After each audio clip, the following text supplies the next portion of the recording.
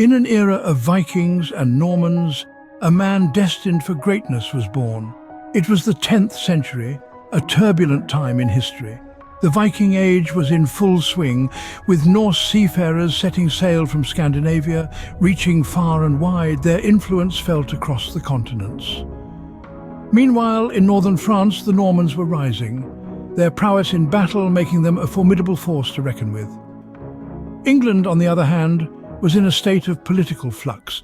The old Anglo-Saxon order was waning, giving way to a power vacuum that invited intrigue and conflict. It was a time of upheaval, a time of change, a time when kingdoms could be won or lost in the blink of an eye. In this time of upheaval, a boy named William was born, later known to history as William the Conqueror. Little did the world know then, this boy would grow up to shape the course of history in ways unimaginable. Born as the illegitimate son of Robert I, Duke of Normandy, William's path to greatness wasn't a straightforward one. In the early 11th century, a child named William was born in Falaise, Normandy. His father, Robert I, Duke of Normandy, had spotted his mother, Herleva, a tanner's daughter, on a riverbank. From this unlikely union, William, also known as William the Bastard, was born. Growing up, William faced numerous challenges. His illegitimate birth status made him a target for mockery and scorn. However, his determination and courage enabled him to endure these trials. His father, recognizing William's potential, declared him his heir. But when Robert died during a pilgrimage when William was just 7, the young duke had to fight to hold on to his inheritance against rebellious vassals and hostile neighbors. Despite the turmoil, William proved to be an able leader.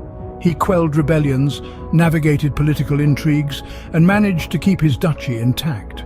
Through it all, he never lost sight of his ambition to rise above his birth status and achieve greatness. In the year 1052, William married Matilda of Flanders, a union that was more than just a love match. Matilda was the daughter of Count Baldwin V of Flanders, and her dowry included valuable lands and alliances. This marriage significantly strengthened William's position in Normandy and beyond.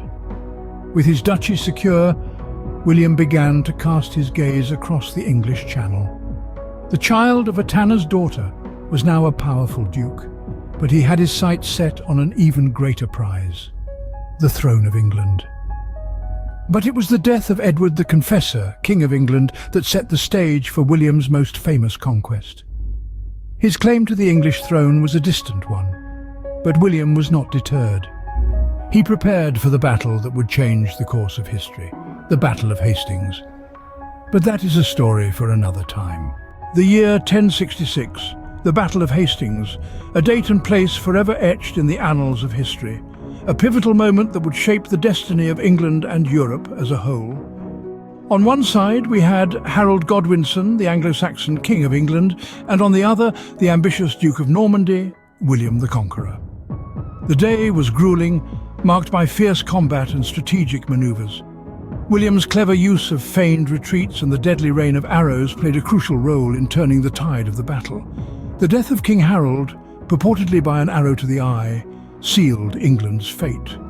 The victory at Hastings was far more than just a military triumph. It marked the dawn of a new era, the Norman conquest of England. This significant event changed the cultural, political, and linguistic landscape of the nation. With the crown of England now on his head, William the Conqueror began his reign. William's rule changed the face of England, and its effects still ripple through the centuries. The Domesday Book, compiled under his watchful eye, remains one of the most significant historical records we have. It meticulously catalogued the land and its owners, laying the groundwork for a system of taxation that would endure for centuries. The ownership of land saw a dramatic shift, with vast territories passing into the hands of a new Norman ruling class. This seismic change brought about a new order, the echoes of which are still felt in the English countryside. Furthermore, the introduction of French language in the English court had profound implications. It infused the English language with a wealth of new words and expressions, enriching it and setting it on the path to becoming the global lingua franca. And so, William the Conqueror, a man of humble beginnings, left an indelible mark on history, shaping the England we know today.